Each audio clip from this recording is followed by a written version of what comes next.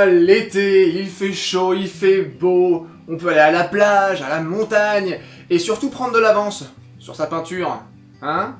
Parce que bon, il y a quand même une pile de trucs en plastique pas peints qui sont en train de traîner au fond d'un placard, hein? Eh oui. Alors du coup, je me suis dit que j'allais vous donner 5 petits conseils pour peindre votre armée, finir vos projets plus rapidement. Alors évidemment, ce sont mes conseils à moi, hein. D'autres auront peut-être d'autres conseils, et si vous en avez d'autres, eh bien je vous invite à les mettre dans les commentaires, comme ça, on fait partager, hein, c'est sympa. Allez, c'est parti, conseil numéro 1. Mon conseil numéro 1, il risque de pas mettre tout le monde d'accord, alors je le sors tout de suite, comme ça c'est fait. Achetez un aérographe et apprenez à vous en servir. Pourquoi? Eh ben, parce que c'est l'un des trucs que maintenant, en fait, que je m'y suis mis petit à petit, je regrette de ne pas avoir fait beaucoup plus tôt. Parce que même si ça ne servira pas sur tous les projets, au global, ça gagne quand même énormément de temps.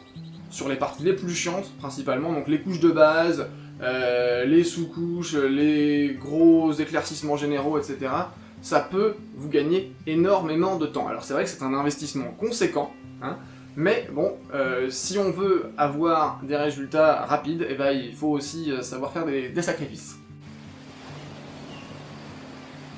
Mon conseil numéro 2, c'est de ne pas se lancer tête baissée dans un projet d'envergure. Se faire une petite figurine comme ça par plaisir parce que bon, elle est sympa, allez je me la prends et je me la peins rapidement, c'est une chose. C'est difficile de faire la même chose quand on a 150 pitous à finir pendant 2 semaines. Ça, là, tu vois, voilà. Là, on est sur un petit truc un peu différent. Et je pense que les projets d'envergure, les armées en particulier, ça nécessite de la réflexion, non seulement au niveau de la composition, mais aussi au niveau de la peinture. C'est-à-dire, quand j'achète 150-200 € de bonhommes, et ben, si j'ai pas réfléchi avant à comment est-ce que je vais les transformer, à comment je vais les peindre, et ben c'est sûr que le processus risque d'être un petit peu plus chaotique et de prendre beaucoup plus de temps en fait. Allez, j'en arrive à mon point numéro 3, comme les 3 petits cochons, ou les 3 doigts de la main si vous n'avez que 3 doigts, mais enfin généralement on en a plus, donc bon. Enfin, bref. Conseil numéro 3, c'est de se donner des objectifs à court et moyen terme, clairs et réalisables. C'est-à-dire, j'ai une armée à peindre, pour dans, admettons, 2 mois. Et ben, je vais me dire, je vais peindre une escouade par semaine, pendant 6 semaines, et puis à la fin c'est fini, par exemple. Ou alors, je fais une figurine par jour, ou une figurine par semaine, en fonction de votre vitesse, en fonction de votre disponibilité, en fonction du temps que vous avez à passer sur la peinture. Ça aide à garder la motivation. C'est-à-dire que, en se disant, bon bah voilà, je fais les choses par petits bouts, et bah forcément, ça aide à rester motivé, parce que un projet d'envergure, ça peut prendre du temps, et au bout d'un moment, c'est vrai qu'on perd un petit peu en motivation, et c'est quand même dommage de faire la moitié du chemin, et puis de s'arrêter en cours de route, et de se dire, ouais non, tant pis, cette unité-là, je la finirai pas. Quoi.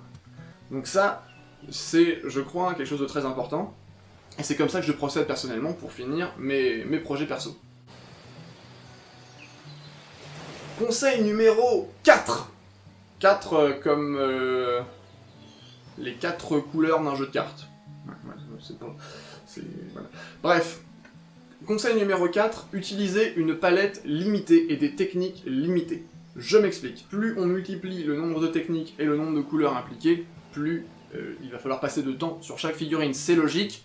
Hein, si je me contente de faire des nécrons avec une sous-couche noire, un brossage à sec métallique, et c'est bouclé, on va passer beaucoup moins de temps sur chaque figurine que si je prends des Space Marines, que je fais une sous-couche au pinceau, puis un ombrage à l'aéro, un éclaircissement à l'aéro, puis des éclaircissements à la main, puis un wet blending, et ensuite du glow sur le plasma, et ensuite...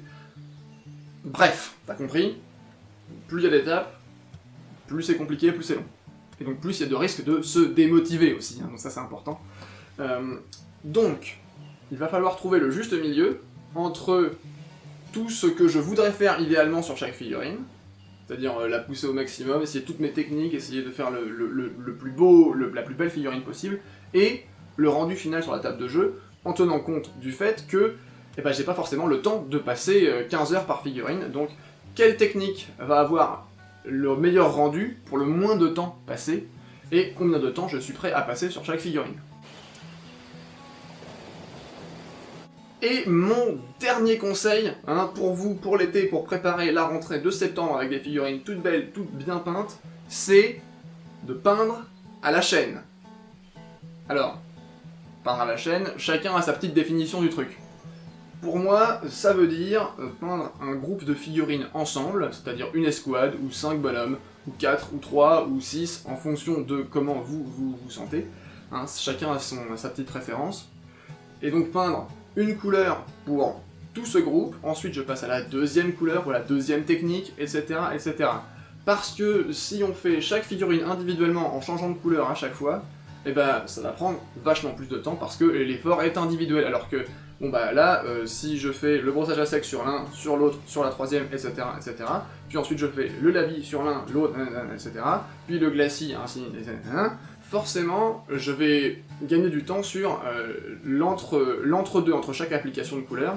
Eh bien, je gagne du temps, j'ai pas besoin de nettoyer mon pinceau, j'ai pas besoin de sécher mon pinceau, j'ai pas besoin de retrouver une nouvelle couleur parce que celle-là, ah merde, où est-ce qu'il est mon jaune, je l'avais perdu, je l'avais mis sous mon nez, évidemment, je ne le retrouve plus, hein, saloperie de peau de merde, hein, te voilà, tu es là, pourquoi est-ce que tu t'étais planqué derrière la trousse de un pinceau, hein, je te le demande, espèce de saloperie de merde, de flash guide cielo de chiottes, hein, voilà, bon, bref. Tout ça pour dire que peigner à la chaîne, ça va beaucoup plus vite. Et puis bah, pour les persos, bah, voilà, là on fait une exception, on s'applique un petit peu. Mais en tout cas, c'est comme ça que je procède, et c'est un fonctionnement qui moi me va très bien. Et bah voilà mes 5 conseils pour peindre vos armées plus rapidement.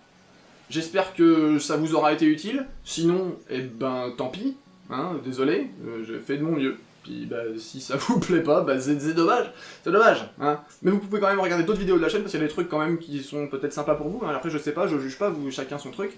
C'est sûr que, après c'est mon avis personnel, peut-être que d'autres fonctionnent autrement, peut-être que vous avez des conseils qui pourraient être partagés avec le reste de la population, et dans ce cas-là, bah, les commentaires sont là pour ça. Si ça vous a plu, un petit pouce en l'air. Si ça vous a pas plu, un pouce en bas. Si vous voulez vous foutre de notre gueule auprès de tous vos copains, eh bien un petit partage, c'est parfait, ça fera le job. Si vous voulez montrer qu'on est vraiment génial à tous vos copains, et à votre grand-mère, et à votre docteur, et à votre pharmacien, je sais pas pourquoi les noms de professions médicales me viennent là comme ça. Bref, le partage, ça marche aussi. Si vous voulez nous soutenir, Utip, qu'est-ce qu'il y a d'autre? Ah oui, un lien Philibert affilié pour acheter des trucs, de la peinture, des armées, quoi que ce soit, dans la description. Nous, on va se retrouver de temps en temps pendant les vacances, et puis à partir de septembre, on reprend le rythme habituel, hein, en tout cas je l'espère, et bah d'ici là, passez de très bonnes vacances, et à très